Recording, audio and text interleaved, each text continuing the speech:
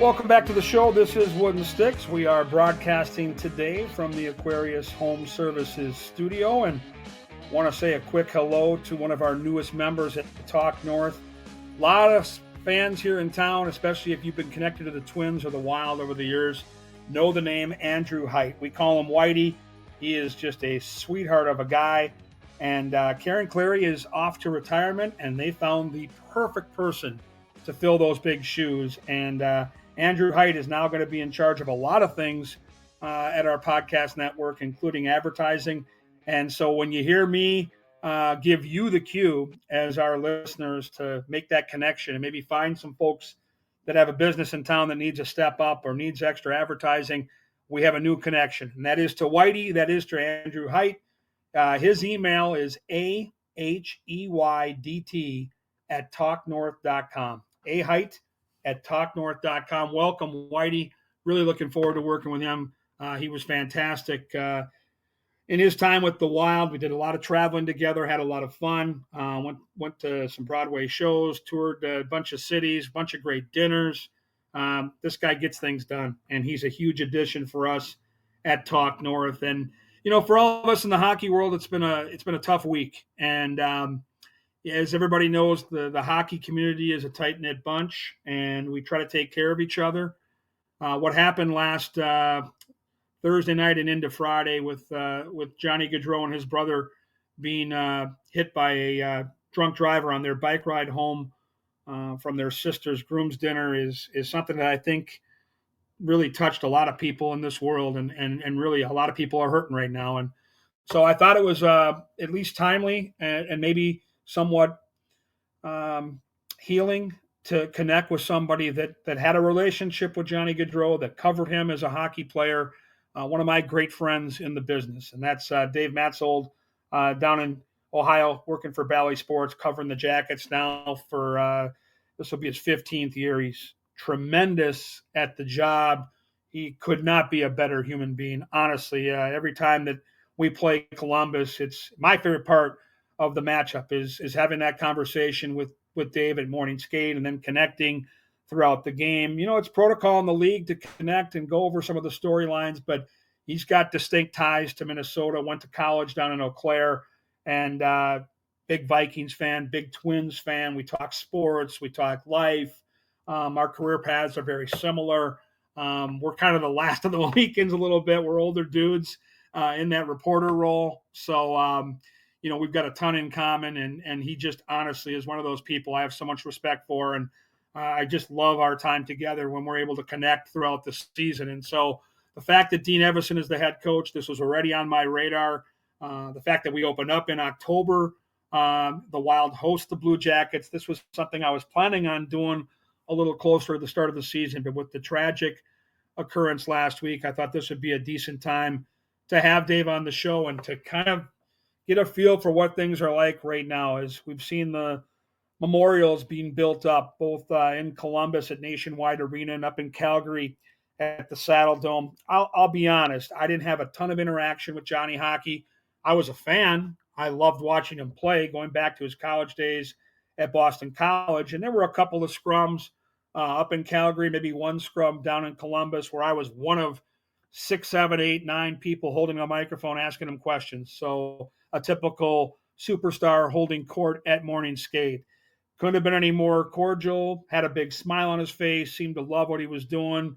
You know, again, just an awful story, and one that I wish we weren't talking about, one that I didn't, you know, want to get into. But for Dave and I today, I think it'd be great to shed some light on that and talk about the impact he had on that community and that hockey team and how the Blue Jackets move forward. And I got to tell you, Dean Evason, being a friend of mine and somebody that I thoroughly enjoyed covering, I hope I can impress upon David. He probably knows this already in the little time he's been around. Coach Evason he's a great coach, but he's a better human. And I think he'll do a phenomenal job at bringing that team together. You know, Dean comes across, you know, you guys that have watched him on our broadcasts over the years when he was the coach here in Minnesota saw that intensity, that look in his eyes, that steely, you know, I want to punch you in the mouth type of look on his face. Super intense, fierce competitor, but behind closed doors, could not have been a better person to connect with people and bring people together. And I think that's what Columbus needs right now. So we'll talk a little bit about Dean Evason. We'll talk about the similarities in these two organizations and how they're both so, I think, starving as a fan base for a cup run. Both great sports cities. Both cities, I would say, probably run by their football teams. For Columbus, it's the Buckeyes. For us, we know here in Minnesota, the Vikings are the big dog, and maybe how the hockey teams in the near future can use some of that young talent they have to change that landscape a little bit, kind of like the Timberwolves did last year. So we're going to talk Johnny Hockey. We're going to pay tribute to a great that was lost at age 31. We're going to get into the Dean Evason angle, and of course, Blue Jackets and Wild, who open up the season on October the 10th, which is just about a month away right now, which is hard to believe. And that is coming up today on Wooden Sticks. I got to give a quick shout out to my guy, John Schweitz, giant supporter of our podcast here. He and I will be doing another podcast later tonight. It's more of a charitable one called The Kindness Chronicles. We just had Paul Allen on last week to talk about some of the great charity work that PA has done over at Canterbury with the folks that live on the backside. And thank you to John and the Masons for being a part of our show. Minnesota Masonic Charities would prefer that, you remember how they impact all of us in our community, whether it's the Masonic Cancer Center at the U of M, the Children's Hospital, or the Masonic Home in Bloomington. Just a few examples of the important work that Freemasons support in Minnesota. They're the largest fraternal organization in the world, and they have consistently answered the call when it comes to charitable needs. And it's great to have John Schweitz and all those great Masonic charities involved in our show. It'll be extra great to have Dave Maetzold on from Valley Sports, Ohio, after this quick break.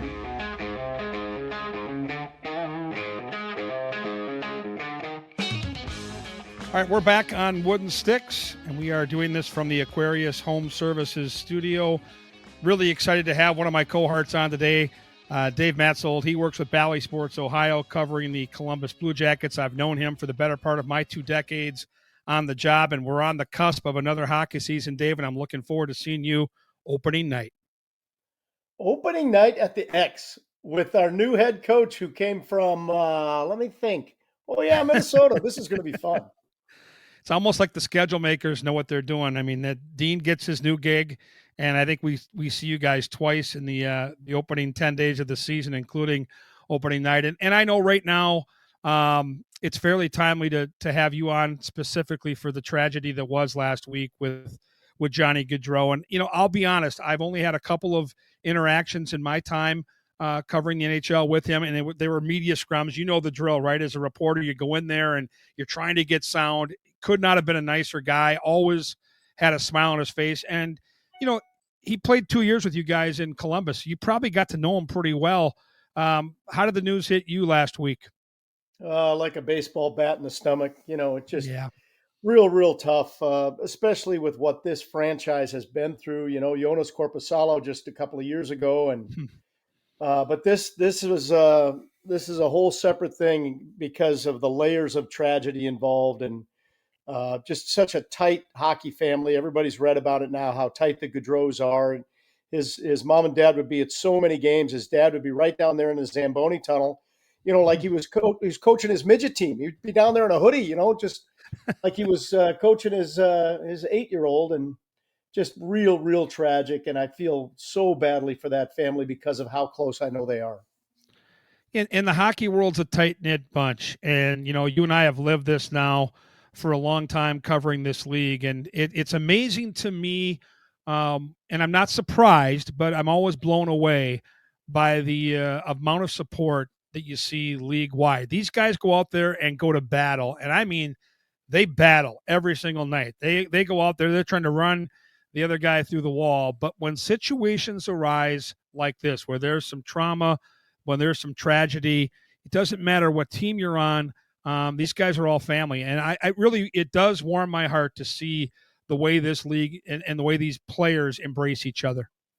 It's something that I've looked at really since I've been involved with the NHL is the genuine modesty of the players, the genuine politeness of the players, the class of the players. And it puts them in a different category, I think, than most other professional athletes. And the reason for that, I believe, is because of family. I had an old producer, actually, Kev, who was a Toronto guy, and he said, I think it's because you can't just go to a rink by yourself. You can't just go to a tournament by yourself. You're going with a family. You're going with another dad or another mom. You're loading up the SUV and you're heading off to Brainerd, or you're heading off to Alexandria, or you're heading off someplace, and you're going as a family. And I think, that's a big part of why these players are the way they are. Dave, in our line of work, we see these unbelievable hockey players. I'll use Kirill Kaprizov as the example. He's got this amazing smile. He's got the great personality. Reminded me a lot of, the little I knew of Johnny Hockey, Johnny Gaudreau. What was your guy like, Johnny, behind the scenes to work with? Well, it's funny. I got a bit of a heads up on his personality from Eric Robinson, who played with the Blue Jackets for a while now, is in the Carolina organization. Both Eric Robinson and his brother grew up as kids playing against Johnny Gaudreau and Matty Gaudreau, his brother, who also passed last week. And Eric Robinson said, look, I don't know what you expect here with Johnny coming to town, but he's not the kind of guy who's going to seek out the spotlight and be that automatic go-to soundbite. He's going to talk to the media for sure, but he's really kind of a reluctant superstar and not the kind of guy who seeks that out. So he always was very good with his media scrums, both pre and post game.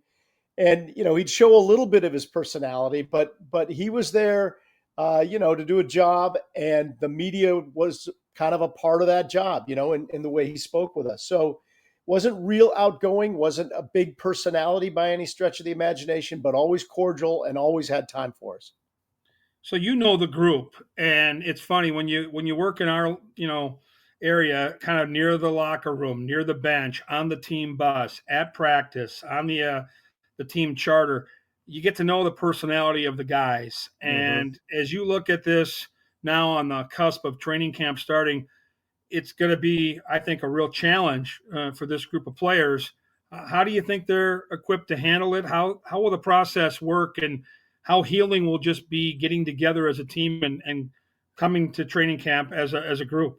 Yeah, really good question, and very timely, because we just heard from the players, earlier today. They had the captains speak: Boone Jenner, Zach Werenski, Sean Corrali, and Eric Goodbranson. And each of them, especially Eric Goodbranson, who also played with Johnny in Calgary, spoke about his sense of humor and the way he would bring that sense of humor, a unique brand of his sense of humor, kind of a prankster, a jokester, a guy who would always, try to get one up on you. And he would try to bring that into the room and on the bus and on the plane and in the hotels on the road and that kind of stuff. And that's, to a man, each one of those four players, that's what they're going to miss the most is that side of Johnny. Goodbranson told a funny story about the fact that Eric Goodbranson, is very punctual. He hates to be late. He hates to be late. He hates to be late. And every time he would try to get a ride with Johnny would show up at his house 7 minutes late on purpose just to drive him crazy.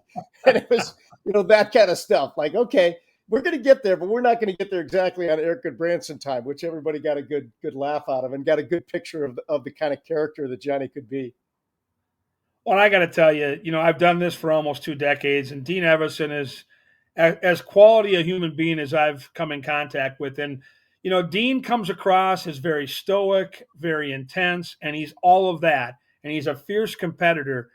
But what I know about Coach Evason is how much he truly cares about his players behind the scenes. And I do believe that he's the right coach for this type of setting, which it is going to be hard. There are going to be a lot of emotions involved, Dave. I don't know how well you've gotten to know Dean, even over the years covering him when he was coaching our club with Minnesota, but I got to tell you, I think he's a really good fit for your group and moving forward, some of the young talent you have.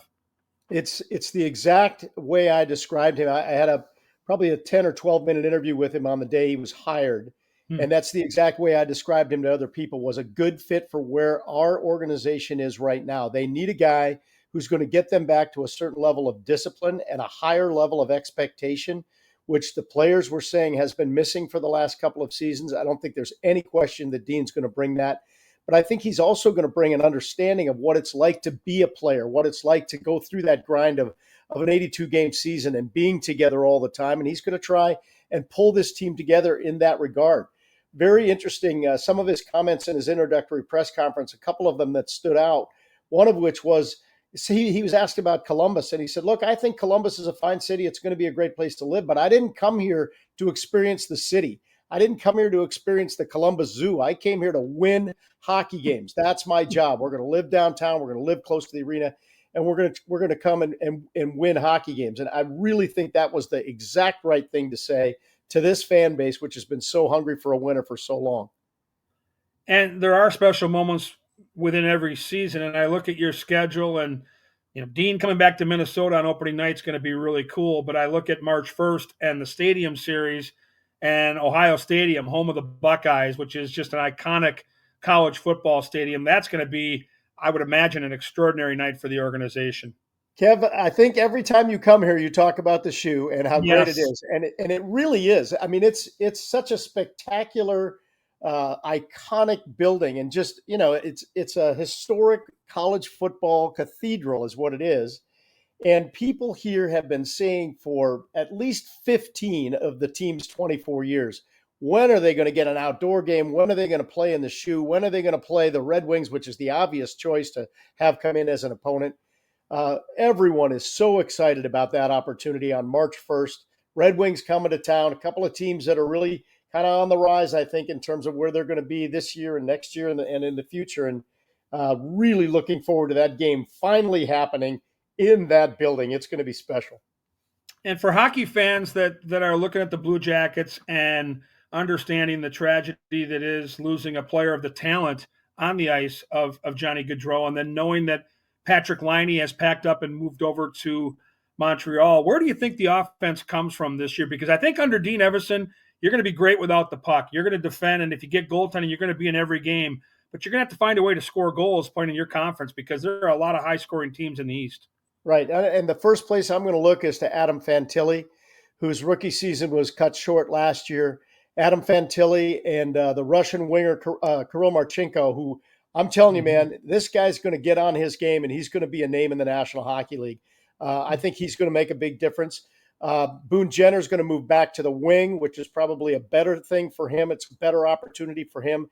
That creates opportunities for another young centerman by the name of Cole Sillinger, who had a great rookie season, then fell back in his sophomore season and kind of found it again last year. So those are just some of the names that I think are going to be impactful. Sean Monahan comes over as a free agent as well. And you talk about the layers of this Gaudreau tragedy. Monahan and Gaudreau obviously teamed up for some really exciting moments in Calgary. Monahan's game slipped back. He feels like he's got it back to where he needs to have it now, and was really looking forward to being reunited with Johnny. And now he's going to have to find that chemistry with someone else. And obviously very hopeful that he can do that. But at the same time, it's bittersweet with Johnny not going to get that opportunity. Yeah, I got to tell you, there's been a lot of tough stuff to watch on social media, and the video of Monahan and Johnny Hockey in Calgary celebrating some of their great wins together. Man, as a guy that loves the passion these guys bring every night, and the relationships that they foster, and team chemistry that you know was there with those two guys, that just is, it's a gut-wrenching part of this story for sure. Yeah, it really is. And Monahan's going to have to find his way now. I mean, Johnny was going to be the guy who kind of introduced him to the franchise and the rest of the players, and now he's going to have to find his way by building his own relationships, which is going to make that just a little bit more of a challenge for him. And, this is Wooden Stick, so a lot of times on this podcast, we like to go back to where it all began. But where did your passion for the game start? 1967 at the Metropolitan Sports Center. No, yes. I take that back. 68. It was 68. My first game, it was the North Stars and Rangers. I was there with my older sister, and I had never seen anything like it before in my life. And I was hooked on it from that point forward, and just I could click off the heroes I had when I was a kid. But since it's Wooden Sticks, I'll tell you my Bill Goldsworthy story. Because Bill Goldsworthy, number 8, the Goldie Shuffle, everything. I mean, he was my guy, right? As I was a young North Star fan growing up. And we had seats that were right by the tunnel. And one night after a game, Goldie broke a stick, and I got it. And I thought, man, this is a great treasure for me. I'm never going to lose this stick. But I was, 10 years old. I took it out in the street and broke it, playing with it in the street. So there goes that great Christian Brothers stick that I was so proud of. I think I had it for about 4 days. And again, the Met Center was such a special place. My first taste was maybe a couple years later, early '70s. The California Golden Seals Oh were yeah, in town, and we had seats right up on the glass. And Jules Malash happened to be the goalie that night, and I yeah, was a little goalie at that time, playing mite hockey. And I didn't know at the time, but he'd be a fixture with the North Stars in years to come after going to Cleveland and then having the Barons merge with the North Stars. But it's funny how that first trip to an NHL arena, the impact it can have on you as a young person. And had you told me, Dave, that decades later I'd be doing this for a living and getting paid to watch NHL hockey rinkside every night, I would have told you were nuts. I mean, I would have yeah. thought I won the lottery. Yeah, that's me too. I mean, I remember one night, and I could fill you with 100 stories. But one night we were playing the Red Wings. The Stars were playing the Red Wings, and my dad was a great chirper. Man, he was a great chirper. And Gordie Howe laid a hit on somebody I don't remember who, and my dad did not like it. And my dad was close enough that he had Howe's ear, and he, hey, Howe, cheap shot, Howe. That was a cheap shot. And I'm like, oh my God, my dad's chirping Gordie Howe. And Gordie Howe turns around to my dad and says, "You want to do something about it, fat face?" And I'm like, oh, good Lord, here we go. Fortunately, it didn't get beyond that, but yeah, that was one of my great memories there too. Well, that's an era too. Like people forget, and I think a lot of the younger folks that live now don't understand that back in the '70s, like this happened even into the '80s, where there were brawls that led to players climbing the glass and into the stands. Like that was not unheard of in that era. Yeah, that's right. I mean, there's the famous Boston Bruins situation. I Yes. was at Met Sports Center when Henry Boucher got popped in the eye with the butt end of the stick, changed his whole career, obviously, and Yes. that was a horrible scene at Met Sports Center. But that was the game back then, right? It was, and I teed up our listeners with the in our intro the fact that you were a college student at UW Eau Claire, where two of my daughters have and are attending college. Beautiful place. But for our listeners, give us some of your ties to Minnesota, because I think people that love the NHL know that you work for the Blue Jackets, you work in Ohio, but you've got all kinds of ties to Minnesota. Well, yeah, I was born in Red Wing and moved to Le Sueur, so I had a couple small town experiences for a while, and then my parents moved to Edina in 1964, I think it was, Hmm. and grew up in the Twin Cities. Huge North Star fan, huge Twins fan even today, and I got to sit here in Ohio and listen to these damn Guardians fans. They drive me Oh, crazy. Big Vikings fan as well, hoping that they can find a way now that they've lost their quarterback. But I was at the 1975 NFC Championship game at the Met, where the Cowboys stole one from the Vikings. They should have gone to the Super Bowl.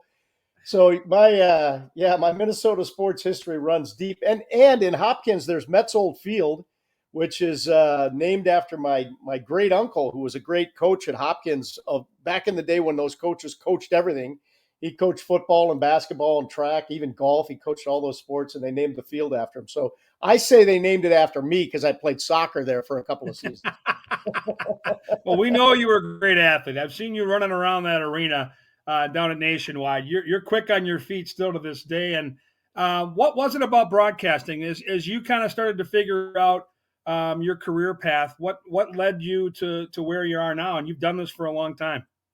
Well, it's a funny story, Kev. I'm not sure if I've ever told you, and this is going to take your listeners who are a little bit older back Hmm. to the days of the O.J. Simpson trial. Now, what's the Oh, connection wow. there? All right, so when I was at Eau Claire, I had a roommate by the name of Cato Kalin, Oh, and my gosh. Cato Kalin was interested in broadcasting. He was from Milwaukee, and he was interested in broadcasting. And he talked me into doing a sports radio show with him on the campus radio station. Huh. So we did a sports radio show together, and then they had a real rustic old like cable TV channel that was just in the dorms, and we took that show onto the cable TV channel in the dorms, and I decided that's what I wanted to do for my career, so I started on that path. And Cato went out to California to try to be famous, and we all know what happened to him. That's unbelievable. And it's Yeah, funny because, As the years go by, and I think this is year number 19. I know you've been with the Jackets, I think, since 2010. There is the excitement level for the new season. There's the unknown of, again, both of our clubs, I think, have been kind of middling and just fighting and clawing. And there's been some playoff success. There's been excitement. I hope we both get to experience a cup run, because I gotta tell you the truth, Dave. When I see our other counterparts out there, I look at the St. Louis Blues a couple years ago and Colorado. These are teams that here in Minnesota we see a lot of, right? So you get to know the broadcast team so well. We're so good, I think, at sharing what's going on with each team before Ed Morning skate. I get a little jealous. I'm not going to lie to you. I want a cup run so bad. What would it be like for you and Columbus to experience that? Because I know, having been down there enough, what a great sports town that is. Yeah, and I can take you back to their first playoff win over Pittsburgh when the roof came off Nationwide Arena, and then their first series win when they beat Tampa, when the big upset in 2019. Nobody expected that, and the way this fan base responded to that, and that was just a first round win. I can only imagine what it would mean to the long suffering diehard fans of the Columbus Blue Jackets to make a run. Just get to the conference finals. They don't even need to get to the cup final, just so they could experience what it's really like. We've never had a game 7 here, Kevin. Never had a game 7 at all. And I think if this fan base were to experience that, they would understand the magic of the National Hockey League and what it means to go deep into the playoffs like that. Obviously, it's a Buckeye town here. The Buckeye football team will always pull the sports train here in Columbus, Ohio. But I think the Columbus Blue Jackets could be right there on their heels if they experience some sustained success. Yeah, I think we kind of live that, very similar fashion here. The Vikings will always be the big dog in this town. And I know we talk about the state of hockey, and hockey is very prevalent here, and it's great. But the Vikings are the team that moves the needle more than any other team. However, when the Timberwolves had their run last year, this became a Timberwolves town. When the Wild have had playoff success, and I go way back to 03 when they got to a conference final, this place was nuts. And I lived through 2 North Star Cup runs where literally they own the town. So I think there's some similarities there for sure. In your travels, and again, when you do our job, I think it's changed a little bit since COVID, but we did a lot before the pandemic, Dave, where if our team was down a couple of goals after period 2, we'd try to slide down to the other locker room and hear from someone from the opposition. That kind of went away after that COVID break, but I vividly remember a couple interviews where I had the chance to talk to Sidney Crosby, and I was shaking in my boots. You have chemistry with your own guys. You have that relationship. And when you have somebody of Sid's magnitude, and I'm a Crosby lover, I kind of freaked out. Have you ever had any of those moments? Well, I'll give you my Sid story, and it was last year. Our play-by-play guy, Jeff Rimmer, retired, and he has a grandson whose name is Crosby. And he wanted his grandson to meet Sidney Crosby. So here we are, one of our last home games, and here's Sid Crosby coming down to meet the grandson of our play-by-play guy before a game, mind you, before a game. Took all sorts of time with him, signed his stick, signed his puck. And after it was all over, I just went over and I shook his hand. I'm like, Sid, that was really great what you did for that young man. And he thought it was nothing, like no big deal. Happy to do it. And I think that's the kind of superstars that the National Hockey League produces, to be honest with you. Going back to some of the conversation we had earlier in the podcast, these guys don't have the gigantic egos, and they don't have that sense of, I don't have time for you. It's quite the contrary. And you look at a guy like Sidney Crosby, who would take time like that to meet with that young man. It really says a lot about him and a lot about the type of players that play in the National Hockey League. And I think the game's in a good place right now. I look at how the playoffs unfolded this past year that went into summer, which they always do. And I look at the Cup final and the amount of national coverage that this game is finally getting. And as much as it pains me to see one of our conference rivals, the Oilers, in the mix, I think it's so good for hockey that a guy like Connor McDavid was front and center. And then you look at the other side where the Panthers had been there in back-to-back years, and they have all those great personalities from Tkachuk through their goaltender, who Bobrovsky, and their head coach, Paul Maurice. I just thought from a just 30,000-foot level, looking down at it as someone that wants the game to do well at the NHL level, I thought we got a lot out of the playoffs last year. Yeah, and especially that final, the way that thing played out, obviously with Florida jumping out to the big lead and Edmonton coming back, you got a non-traditional market there in South Florida that's trying to win the cup and a Canadian team that's trying to represent the entire country and finally end their drought. I think that really added to the drama, added to the storyline, and had a lot of people paying close attention.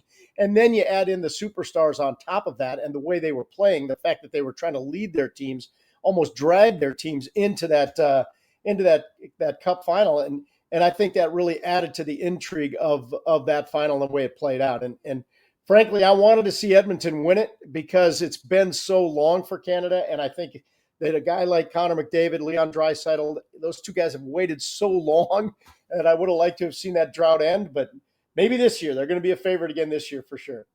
Yeah, they are, and I think now that they've got Draisaitl signed on again, they've got the band back together, and they proved again last year. I mean, if they get just league average goaltending with their weapons, they're going to be a factor when it counts, and they've got guys that can take over a hockey game. And I think Florida, they were the better team, and they kind of let Edmonton back in it. But now back-to-back years where they've gone to the Cup final, I think it's really hard. It takes a lot out of these teams, and they play such a physical brand of hockey, and they've got some guys that are on the back nine of their career. I would expect somebody new in the East almost for sure, where, the West, it wouldn't surprise me if the Oilers got back there. Yeah.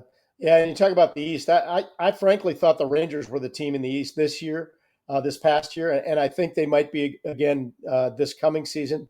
Shesterkin's so good. They've got all the pieces. Panarin is so good, such a great playmaker and a good goal scorer. And they got a guy like a Chris Kreider, who I think every team has to have. You have to have that nasty guy who's going to park his big butt right in front of the net and score goals, and also, not be afraid to drop the mitts if you have to. I think you have to have those types of elements to get that far. Totally agreed. And we've got that guy in Joel Eriksson Ek. I mean, we've got a guy that will get under the skin of about just about anybody. And I think, the Wild have, I think, a good core right now on this roster. But, last year, the goaltending, specifically our younger guy, Philip Gustafsson, wasn't probably up to par, and we had injuries. And they're just, Dave, in this league, there just isn't room for error. And if you don't get decent goaltending and you're missing 2 or 3 key players in this day and age, you're going to get exposed. And the Wild had way too many stretches where they lost 6 out of 7, and you just can't do that. Yeah, we've had back-to-back seasons of giving up among the worst in the league in terms of goals against. And Elvis Merzlikins has got to be better. I mean, there's just no way around it. He's sitting on a fat contract right now. He was the choice when it was down to between him and Jonas Korpisalo, and they went with Elvis, and they gave him the big paycheck, and he just hasn't delivered on it. And it's really hurt the progress of this team. It really has. And they, there was a lot of talk about, do you buy him out? Do you try to move him somehow? Nobody wants that contract with the numbers that he's been producing the last couple of years. So our new general manager, Don Waddell, just said, look, I'm going to play him. I'm going to make him earn his paycheck, and let's see what happens. Yeah, and I think he does have talent. I've watched him, and I do from afar believe the potential is there. And I just think with goaltenders, it takes a lot longer for it to click. And I think a lot of Wild fans were disappointed that Minnesota didn't move Gustafsson because of the year he had. And I remind people that this guy's still in his early 20s. Like, goaltenders don't peak until they're closer to 30. Look at who just won the Cup. I mean, Bobrovsky's been there and done that. Like, it took him a while to get where he is. And some guys, I just think at that position, Dave, it takes a little longer for them to figure it all out. And I think you can still play that position like Marc-Andre Fleury is showing us later in your career, 35, 40 years old. We saw it with Lundqvist. So be a little patient, and I think playing the heck out of the guy might be a good thing. Yeah, and you talk about Bobrovsky. He had some real rough post seasons to get started, to the point where at one point it was suggested that he needed a sports psychologist after an early exit in the first round. And Bob didn't take too kindly to that. And Bob certainly let the Columbus Bluejackets know that fact after he won that cup last year, that he did not need a sports psychologist. That's that point was very much proven by the fact that he was hoisting that cup over his head. But he had to go through some struggles, and he finally got to the promised really land, did. and it was fun to watch. So, what do you do to get away? Because in our job, you've got to do the work leading up to the game. You've got to be at morning skate. You got to get this guy. You got to get the coach. You got to get the right sound bite. Then the game starts, and you're on. What do you do to get away from all of that excitement? To like when you're traveling on the road, what are some things you like to do to chill a little bit so you can bring that energy come game night? Well, I love to get out if we have time in any given city. I love to get out and explore the area around it. When we're in Denver, for example, I love to go up to Rocky Mountain National Park if we have a day. When we're in Calgary, I love to go out to Banff, and I've taken now. So people now know what I do, so I get as many members of our travel party as possible. We go out and we skate on Lake Louise, right? Because we can. So that's fun. My wife usually will join us for one trip on the road, which is always fun. And we're already looking at maybe a California adventure this year. So I just try to understand the experience and the opportunity that I have. Kev, you have it too, right? To go to these cities, see these great places throughout North America, and I just don't want to sit in a hotel. Those hotels all look the same. If you can get out a little bit and explore, it really is enriching and really one of the nice perks of the job. Couple summers ago, my lady friend Chrissy and I took a trip to Banff, and I will tell you, it was the middle of July, one of the most spectacular places I have ever been. We went to a glacier and did a tour there. We stayed at Lake Louise. We canoed. We hiked. I got to tell you, Banff is spectacular. If people have the opportunity and they're listening to this show and you can get to Banff, and I know you'll agree, there is something magical about that area. Yeah, we had one year, I think it was the COVID year actually, 2020, where because of the way the schedule worked out, we were able to take the whole team and stay in Banff at that Banff Springs Hotel. Mm-hmm. And there's a hockey academy there in Banff that's run by none other than Gary Unger, the old the old Minnesota St. Louis North Star Blue nemesis. He used to be a nemesis to the Stars when he played with the Blues. And I had a chance to meet him, and I said, Gary, I got to tell you, when I was a kid, I didn't care for you too much because the Blues would find a way to beat the North Stars too often. But just back to Banff, it's an absolutely beautiful trip, winter or summer.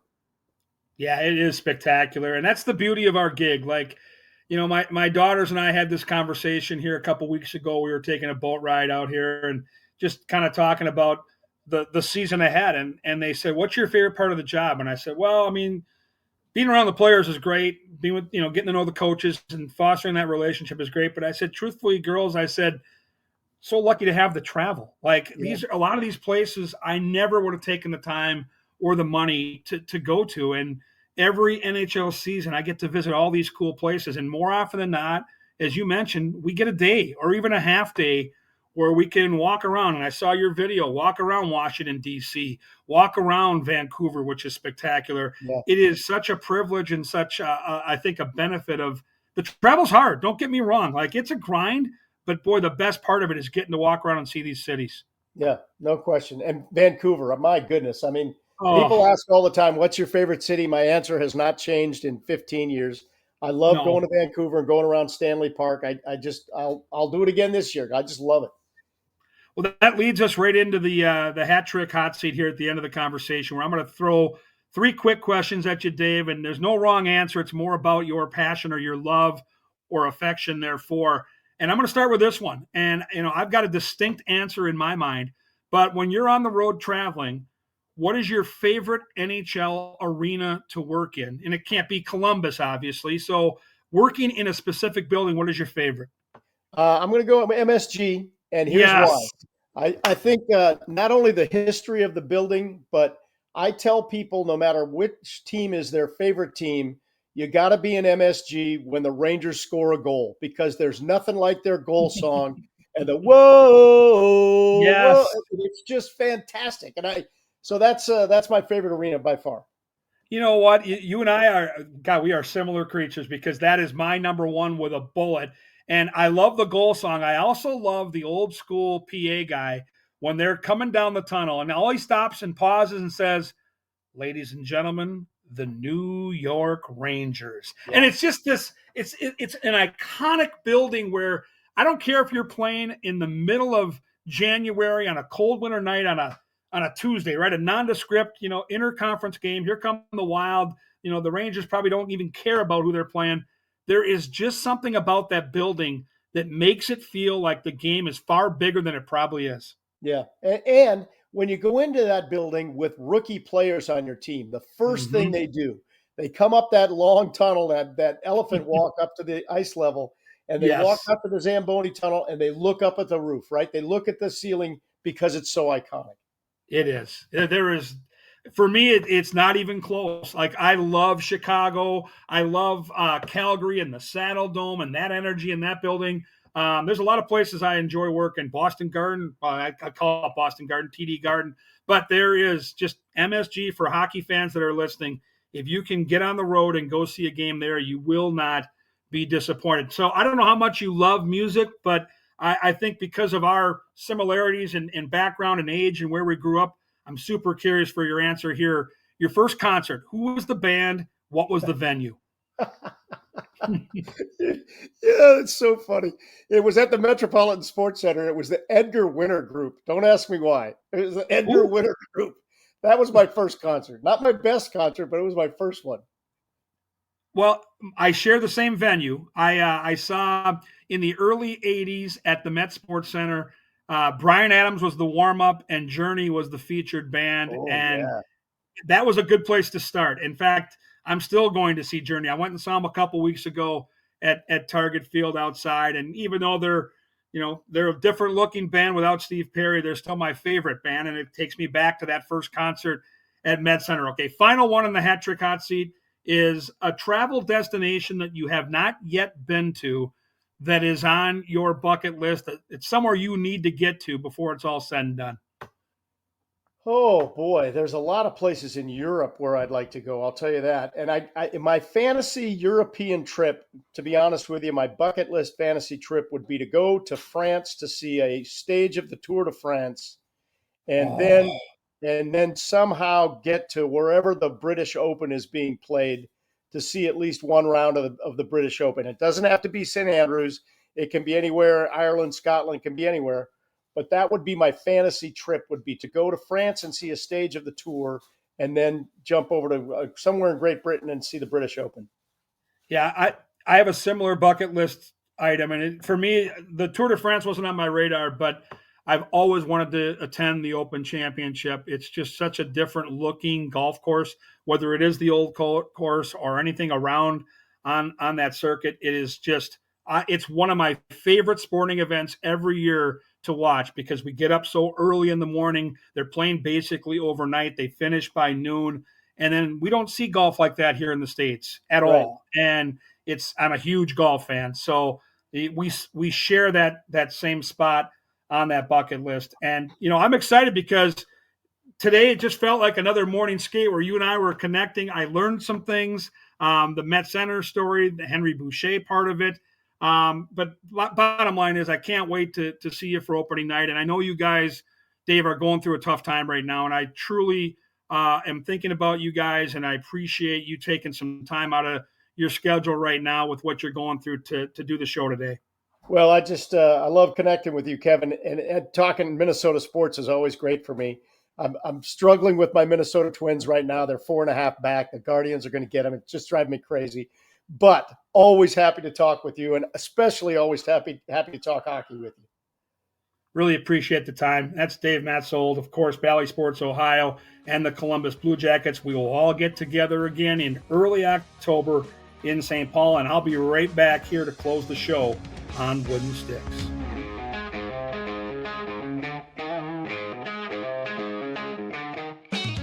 And we are back on Wooden Sticks, and you could tell from the tone in Dave's voice just what a struggle this is going to be for the Blue Jackets. And outside of the 2 times the Wild play them in the opening couple weeks of the season, I'll be cheering for them, and I'll be cheering for Dean Evason. I hope they have a chance to come together as a hockey team and have some success this year and heal as a group. I mean, I'm certain a lot of those players in that locker room are really going to be hurting for a long time, and it's a void they can never ever fill with the loss of such a great leader, such a great player, and such a great person in Johnny Gaudreau. So tragedy, no doubt about it. But with Dean Evason calling the shots, I am confident that they're going to get back up on their skates and find a way to have some success. The Stadium Series game looks awesome with the Red Wings and the Jackets playing at Ohio Stadium, home of the Buckeyes. I can't wait to watch that. And then just see how the whole thing unfolds. We're just a little over a month away from real hockey. We're a couple weeks away from training camp. I've already secured our guest for next week. He is one of my close friends and real good guys in the game of hockey, Tony Granato. I am certain through his many, many years, not just in the coaching business, but being an NHL alumni, being a United States hockey player, former Olympian, that he has a connection to Johnny Gaudreau as well. The Granato family, so many different ties to the game of hockey. I played high school hockey with his younger brother, Donnie, but Tony and I have known each other for years. In fact, it goes back to when he was playing with the LA Kings and was roommates with Wayne Gretzky. And there was a morning where they were playing at the Met Center, and I actually called a little too early to get my pass into morning skate to see Tony, where I woke up Gretzky, and that didn't make him very happy. So I'm looking forward to connecting with Tony G next week. And he's in the middle of a great fight, and he's battling cancer. He's gone through chemotherapy, and just connected with him at a charity event about a month ago. And, really fun to see Tony and, just chat him up and see how well he's doing. He's kicking ass. He's a tough guy. Like Johnny Gaudreau, a smaller sized NHL player, and play with a ton of grit, and had a lot of success. I mean, Tony Granato was a hell of a hockey player, and just a great person to chat with. So he'll be on the show next week, and we kind of inch our way closer to when the season starts. And as I mentioned a couple times earlier, looking to have some luminaries on once training camp gets started from the Minnesota Wild, including their general manager, Bill Guerin. So you can tweet at me at Gorgamatic21 if you have any suggestions for guests that you'd like to have on the show. And again, one last reminder, Andrew Whitey is now running the show in terms of advertising, AHEYDT at talknorth.com if you want to get involved. This is Wooden Sticks. I'm Kevin Gorg. Thank you so much for listening to the show this week.